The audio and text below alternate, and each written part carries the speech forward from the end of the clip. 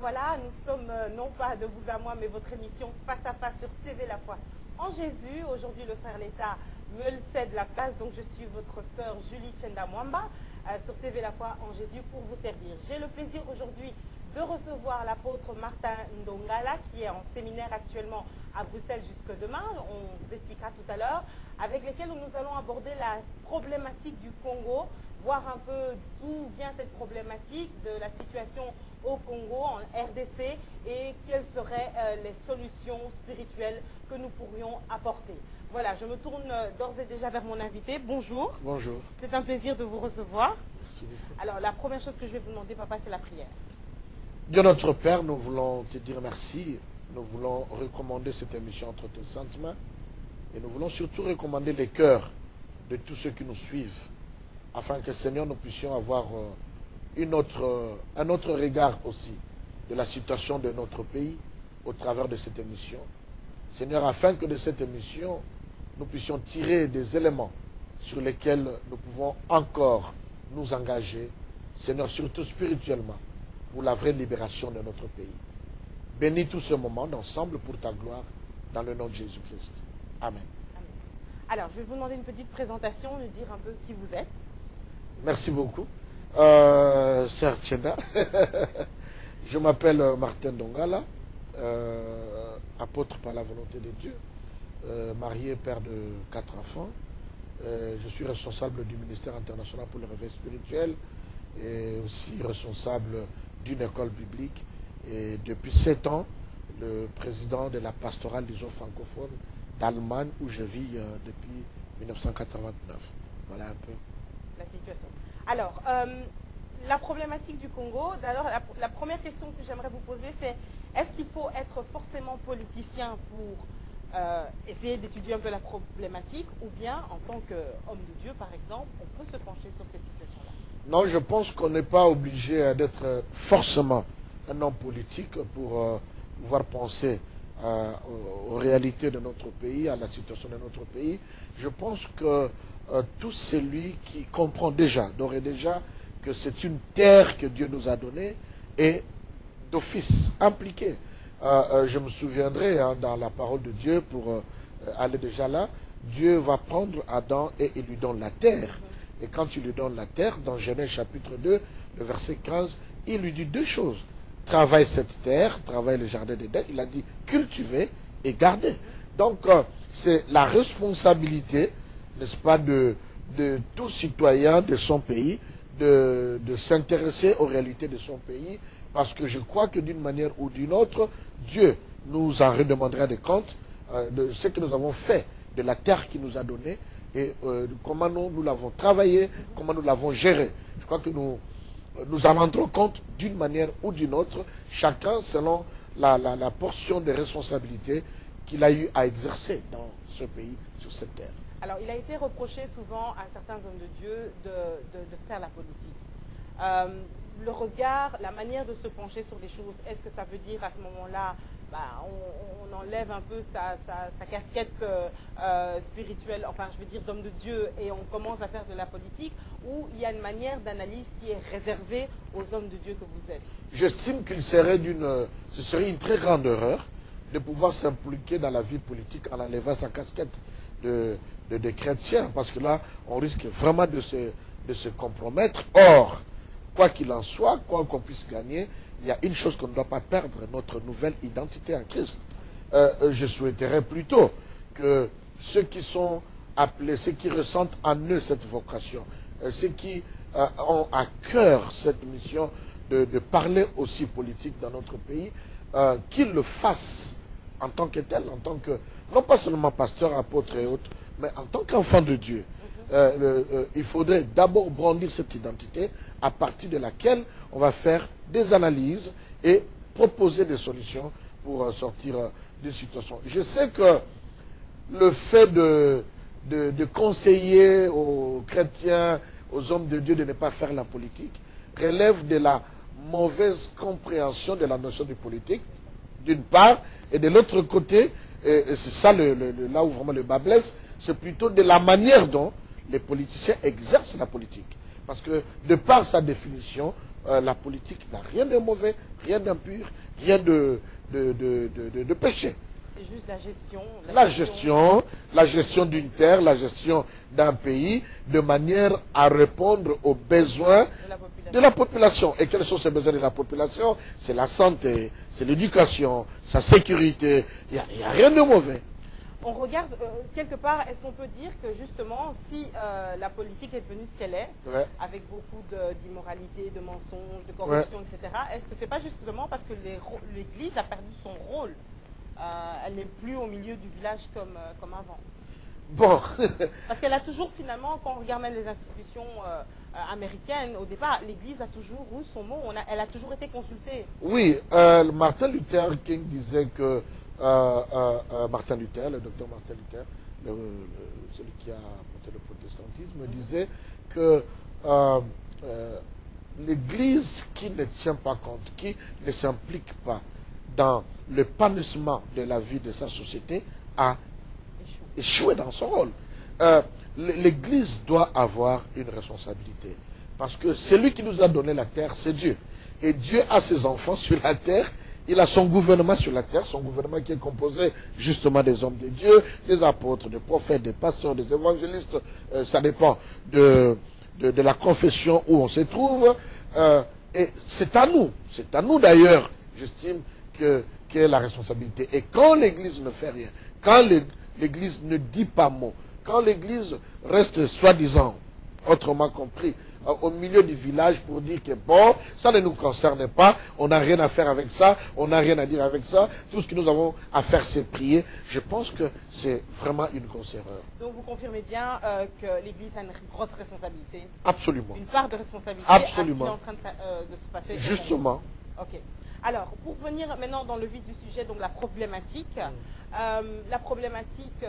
Selon vous, parce qu'avant de voir la problématique, en tout cas les causes et les effets d'une chose, il faut aller à l'origine. Quand on regarde le problème, originellement, bien sûr on n'a pas beaucoup de temps, mais en quelques mots, d'où vient le problème? Bien, le problème du Congo, à mon avis, sans parler de tout ce que nous lisons régulièrement sur Facebook, à l'Internet et tout, moi, j'ai toujours dit que le vrai problème du Congo, c'est d'abord la façon dont le pays a été administré dès le départ. Vous savez, beaucoup de gens l'ignorent, qu'à l'époque, nous n'étions pas une colonie belge comme telle, mais nous étions une propriété, notre terre était une propriété privée du roi Léopold II. C'était pas, les Belges ne sont que des commissionnaires, ce qu'ils font jusqu'à aujourd'hui, mais c'était une propriété privée d'une personne avec sa famille. Et il se servait donc de Belges, parce qu'il était un roi belge, et il se servait d'eux pour faire la commission. Donc les Belges ont été, et ce que les gens ignorent, ils sont encore des commissionnaires, n'est-ce pas, du roi qui s'était approprié toute cette étendue de la République comme une propriété privée. Et le deuxième problème, c'est le problème, bon, il faut l'appeler problème parce que maintenant c'est ça la cause de beaucoup d'autres choses, c'est la richesse. La richesse qui se trouve dans ce pays, qu'on ne cesse de découvrir, qu'on exploite depuis plus de 2 siècles, mais qui ne s'épuise pas. Et comme qui dirait, le président qui dirait autrefois, que l'Afrique a la forme d'un revolver dont la gâchette se trouve au Congo, au Zaïre à l'époque. Mais je crois que cette phrase-là, c'est une phrase clé par rapport à beaucoup de réalités. Mais il y a un élément encore très important que nous ne devons pas perdre de vue, c'est la réalité spirituelle de ce pays. Je ne connais pas, en dehors d'Israël, je ne connais pas un autre pays qui est lié à beaucoup d'enjeux prophétiques et spirituels comme le Congo. Au point qu'il y a des doctrines qui croient que même le Congo a remplacé Israël.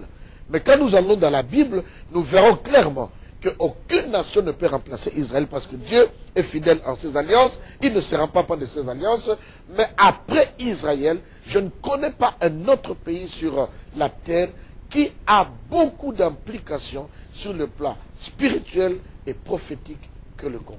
Alors, on va peut-être aborder, on va sûrement aborder le côté spirituel et laisser un peu les autres domaines, vu que nous sommes dans une émission chrétienne et que vous êtes un homme de Dieu. Alors, spirituellement, on va essayer de tracer donc les différents problèmes et voir en quelques mots quelles seraient les solutions. Ouais.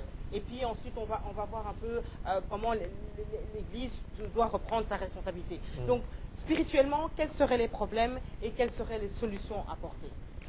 Spirituellement, je dirais ceci.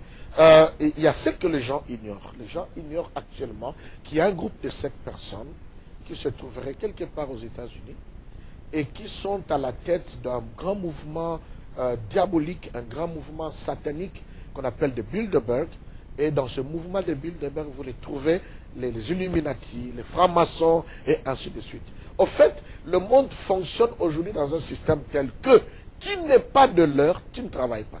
Tu n'es pas de l'heure, tu ne fonctionnes pas, tu n'entres pas dans les jeux. Au fait, c'est un petit groupe, mais qui dicte le monde. On parle de la... D'accord, mais les gens prient quand même au Congo. Les gens prient au Congo. Et Dieu est plus fort que le diable. Mais vous savez, si vous priez sans connaître le vrai problème, alors vous priez, vous tirez, mais ailleurs. Et vous devenez, comme dit mon père, un tirailleur. Donc, on doit sceller le problème. Okay. On doit sceller le problème. Mais c'est comme un malade qui est allé à l'hôpital. On doit d'abord faire le diagnostic, découvrir c'est quoi la maladie au travers des signes, et à partir de là, traiter la maladie. Ouais. Et le problème, c'est celui-là. C'est-à-dire qu'il y a cette ingérence de ces multinationaux qui ne sont rien d'autre que des uns des instruments, l'autre des décideurs de tout ce mouvement qu'on appelle les Bilderberg, les Illuminati, qui veulent gérer, ou qui non pas qui veulent, mais qui font, qui gèrent le monde. Tu ne peux pas atteindre un certain niveau de responsabilité dans un pays, aussi un pays dans les pays occidentaux, en Afrique, un pays tel que le Congo, tu ne peux pas aller sans qu'il y ait leur implication. Déjà, ça c'est un aspect spirituel très important. Et pour faire face à cet aspect spirituel, il nous faudra retourner à nous-mêmes, reconnaître notre histoire.